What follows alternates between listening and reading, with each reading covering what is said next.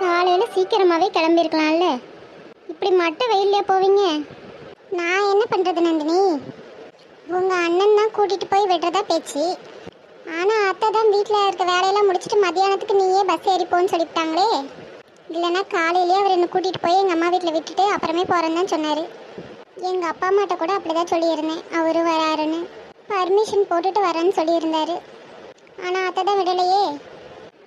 சரிங்க, நீ போய் ஒரு வாரமாவது இருந்துட்டு வாங்க.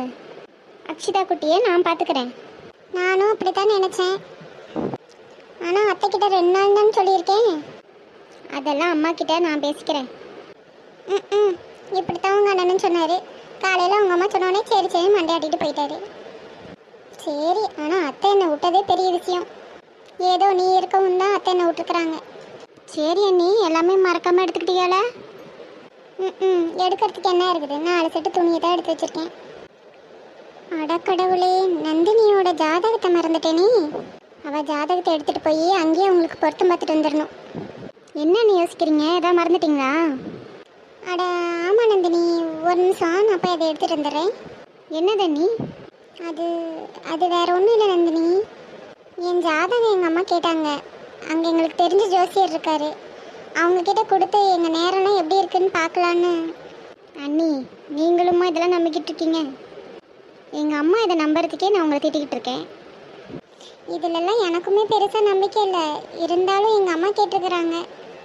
நான் போய் அதை எடுத்துகிட்டு வந்துடுறேன், நீ இங்கே இரு. எங்கள் ஊர் பஸ்ஸு வர டைம் தான், நான் அதுக்குள்ளே போய் எடுத்துகிட்டு வந்துடுறேன். சரிங்க, நீ சீக்கிரம் போயிட்டு வாங்க. டேய் மச்சான், பாத்தியாடா, இங்கே ஒரு அழகான பொண்ணு நிற்கிது. அதான்டா, இது புதுசாக இருக்குது. நம்ம ஏரியாவில் இதை பார்த்ததே கிடையாது. நீ சொன்ன மாதிரி ரொம்ப அழகத்தான் இருக்கு. நம்ம கிராமத்து சைடில் இப்படி ஒரு அழகான பொண்ணை பார்க்கவே முடிய மாட்டேங்கி. இதெல்லாம் ஓட்ட சொல்லும் அத்தலும் தொத்தலுமா இருக்கு. கரெக்டாக சொன்னடா மச்சான். வாடா போய் பேசி பார்ப்போம்.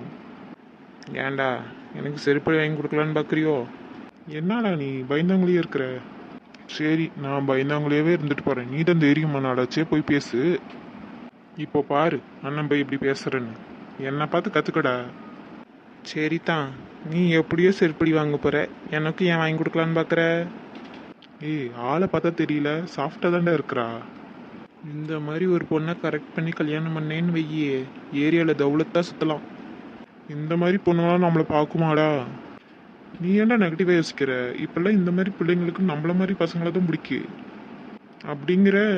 அடா ஆமாடா. இப்போ பாரு. ஹலோ, நீங்கள் இந்த ஏரியாவுக்கு புதுசோ? அதெல்லாம் நீங்கள் ஏன் கேட்குறீங்க? இல்லை, ஏரியாவுக்கு புதுசாக தெரிஞ்சிச்சு, அதான் கேட்டேன். இந்த ஏரியாவில் எங்களுக்கு தெரியாத ஆளே கிடையாது.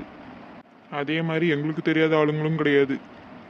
நீங்கள் ஏதோ புதுசாக இருக்கீங்களே, அதான் கேட்டேன். இப்போ எதுக்கு இதெல்லாம் என்கிட்ட சொல்லிட்டு இருக்கீங்க? பொழுதுபோக்குக்கு, சும்மா போர் அடிக்குது, அதான் உங்ககிட்ட பேசிக்கிட்டு இருக்கேன். ஏம்மா தனியாக நிற்கிறியே, பஸ்ஸுக்கு எதுவும் வெயிட் பண்ணுறியா? நான் வேணா ட்ராப் பண்ணட்டுமா? நான் கூட பல்சர் பைக் வச்சுருக்கேன், தெரியுமில்ல?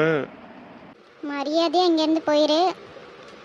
என்னம்மா நான் இவ்வளோ பொறுமையாக பேசுகிறேன், நீ என்னமோ கோவப்படுறவ? இந்த ஏரியாவில் குமார்னா யாருன்னு கேட்டுப்பாரு. என்னை பற்றி சின்ன குழந்தைங்க கூட சொல்லும். உன்னை பற்றி நான் இது கடை தெரிஞ்சுக்கணும். மரியாதைக்கு போயிடு.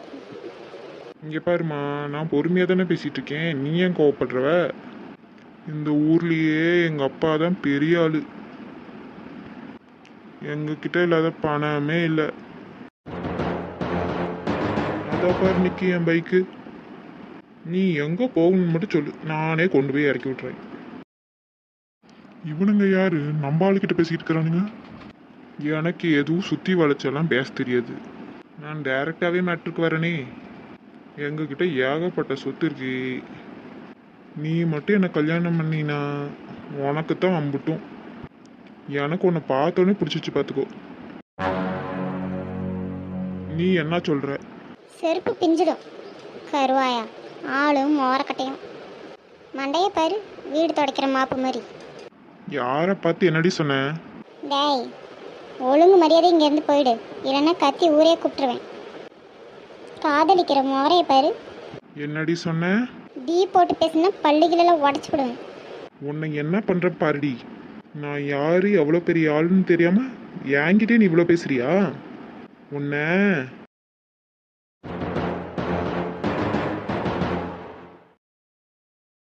ஆ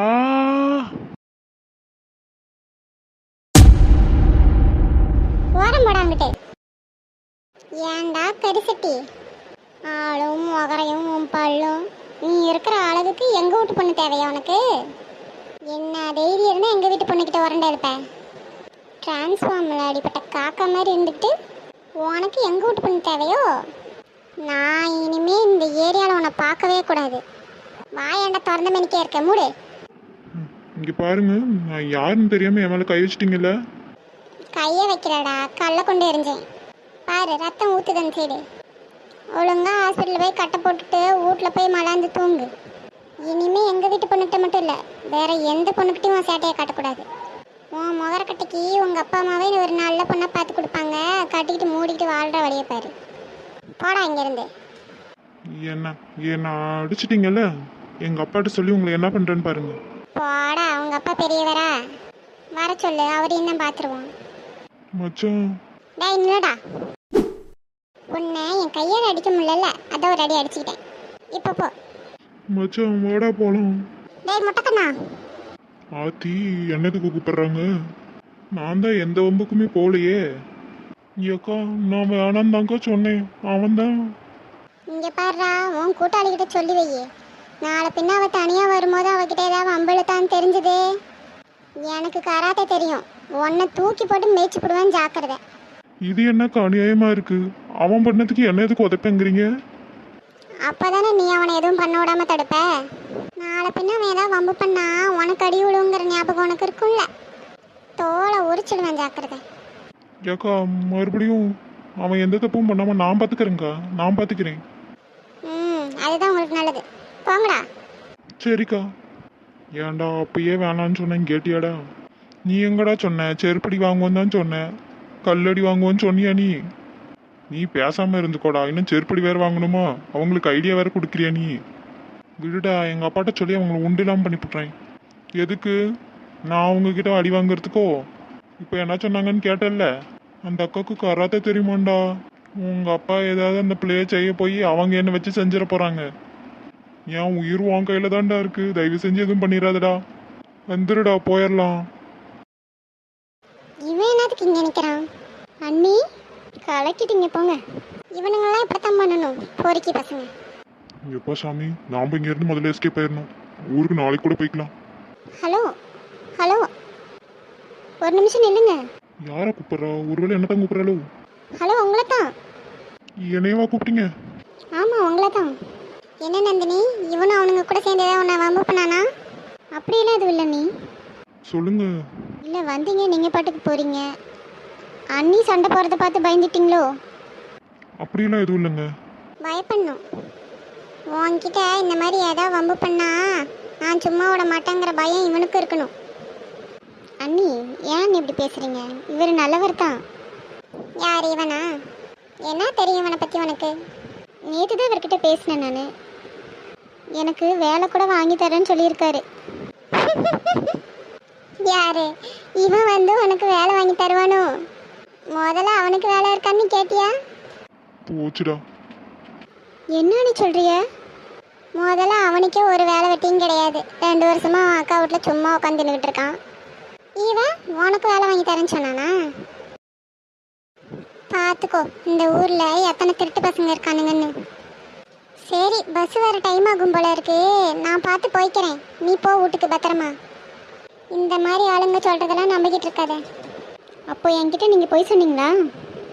அது அது வந்து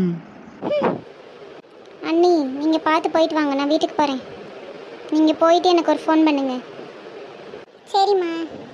நந்தினி. ஏய், என்னடா நந்தினி பந்தினின்னு எங்கள் வீட்டு பிள்ளைய ஏமாத்திட்டு திரிகிறியோ? பார்த்தல்ல அவனுங்களுக்கு அடி விழுந்தத. அடுத்து உனக்கு உழுவுறதுக்குள்ள மரியாதைக்கு வீட்டுக்கு போயிடு. அதே மாதிரி அவகிட்ட இனிமேல் நீ பேச்சே வச்சுக்க கூடாது. அப்படி ஏதாவது பேசுனேன்னு தெரிஞ்சதுன்னா நான் ஒன்றும் பண்ண மாட்டேன், அத்தைக்கிட்ட போய் சொல்லிடுவேன், ஜாக்கிரதை.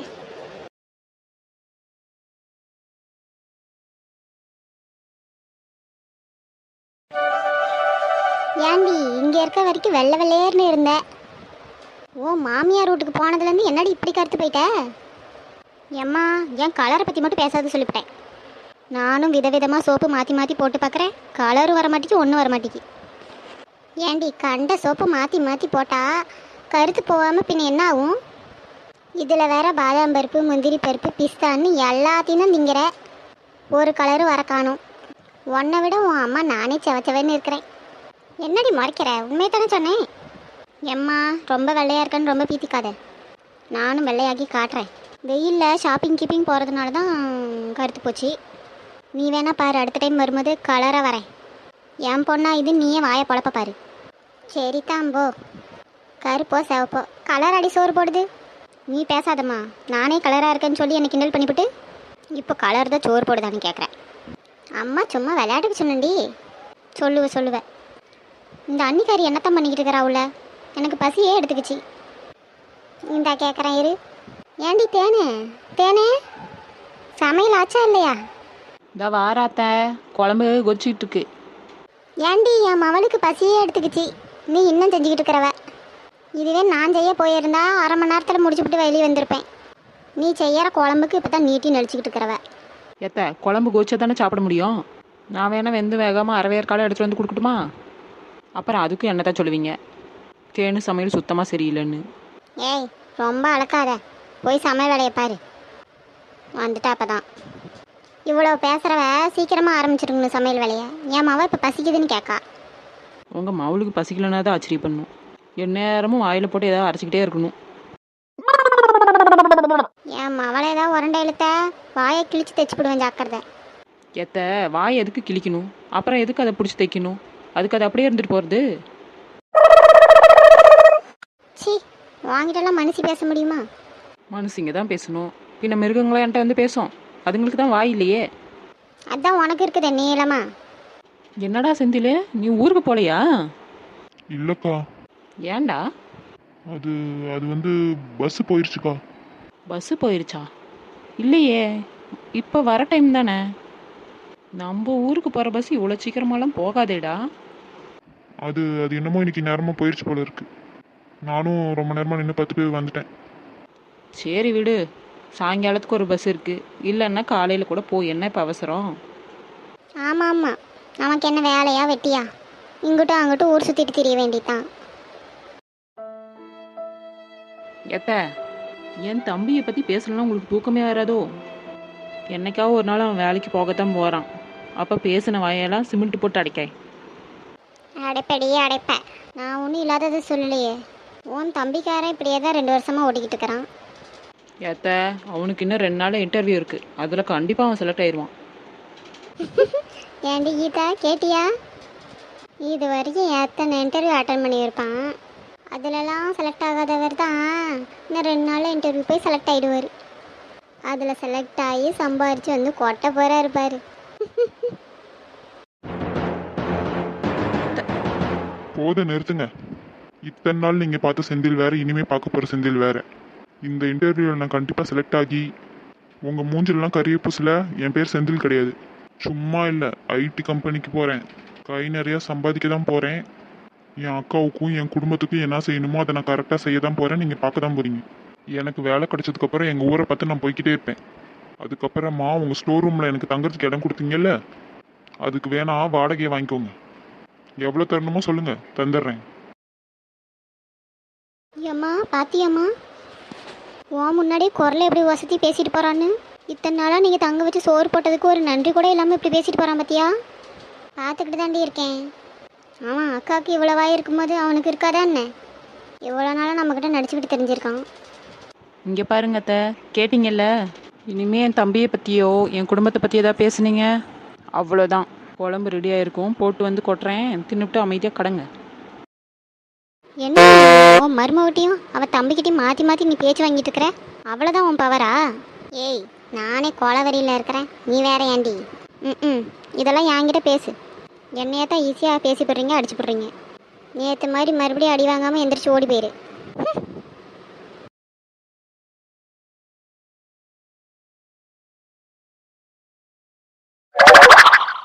ஏய், இங்கே பாத்தியா, இதெல்லாம் எங்கள் அத்தை எனக்கொசரம் ஊரில்